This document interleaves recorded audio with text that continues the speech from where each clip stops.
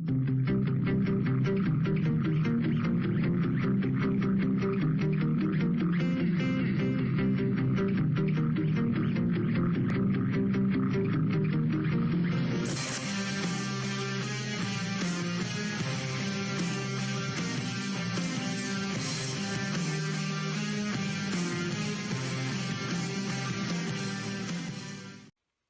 guys, Jason Lino here. Today's video is going to be about training while you're injured, because the sad reality is a lot of people think you can't train while you're injured. Most people just go, man, I'm just going to relax, take like a month off and it'll be good to go, and then they keep getting injured again. And the reason why I know that is because I unfortunately have been one of those people.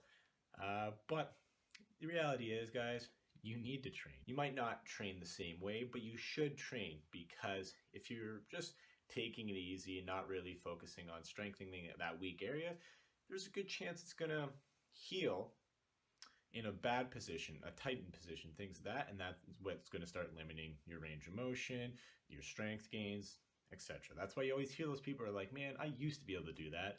I used to be able to do that. And that doesn't have to be the case for you. And the reason why I wanted to bring this up today is because if you watched a couple videos in the past, you'll know I kind of had a little bit of an injury session once again. It happens. Honestly, if you're going to be training, if you're not going to get, you'll get injured. You're going to get injured. You're going to get beaten up. It might not be severe. Like, none of my stuff's severe. I haven't torn anything, but it's going to happen. But that's a different story. Back to what I was saying. A friend reached out to me, a friend who I've known for a long time. I've trained with for a little bit as well. Kind of saw the video and was like, hey, that sucks, man. I've been through the same thing. I had to stop benching for like a year. And it just baffled me, because that wasn't even like remotely an idea for me. Like, I never thought I'm just going to stop lifting. And the reason why is because there's so many different ways you can lift and still make progress. It might not be the same lift. It's like, for example, right now I can't deadlift from the floor. My SI joint flares up so bad that it just hurts. So what was my next approach? I'm going to start doing progressive block pulls, like progressive range of motion, and work high and then work my way down. That way I will basically be able to start pulling from the floor again. And within that time, the best part about doing a modified workout is, while I'm strengthening my weak position, I'm also strengthening different aspects of my lift. So I'm going to be working my way progressively down, strengthening each and every one of those areas, almost like I'm turning a compound movement into more of an isolation movement. But that's how it is. That's the reality. You don't have to just give up and stop training. You just have to think outside the box, because you got so many people who are so connected to their bro splits of 3x10, or even you guys who try to be powerlifters, 5x3, 5x5, things of that nature. And as soon as they can't lift the way they've always been lifting, they just get crushed. And that's not the case. That you don't have to feel that way. You just need to, like I said, think outside the box. Another good example for me currently is I have the shoulder issue. I have the impingement of the bicep, so it's a hard time to have external rotation for me. So I can't really do a lot of overhead pressing. However, I'm still able to bench. A little bit of discomfort, but I'm still able to bench. Now, what's my next step after benching? Well, I'm going to start doing calisthenic exercises.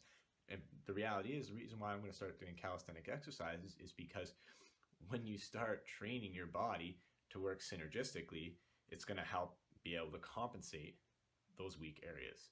So when I do have a bad shoulder, I'm going to start doing some push-ups. I'm going to start doing some chin-ups. I'm going to start doing some, inverted rows, things of that nature, because that way I'm going to be basically tightening my core and kind of isolating the area. And that's something a lot of people forget, is because they get so distracted about pushing heavy weights and having to use all these machines and things like that. Sometimes you just need to go back to the beginning, because, the simplest thing can be the best result. That's where keep it simple, stupid comes from. There's so many different variables that people forget when they're in this either frustrated or depressive state, that make them not see the bigger picture. And that is the thing. It is a long journey. So don't be just one-dimensional, and actually think about what you're doing, because there's always going to be another way to achieve the same goal. It may not be as quick, it may not be as optimal for your lifestyle, but you can still get the work done. Because in the end, that tortoise will always beat the hare. All right, guys, that's the video. So do me a favor, go down below, drop me some comments because I'd love to hear what you have to say. I would like you guys to also hit that like, share, and subscribe to spread that love. And I will see you next time.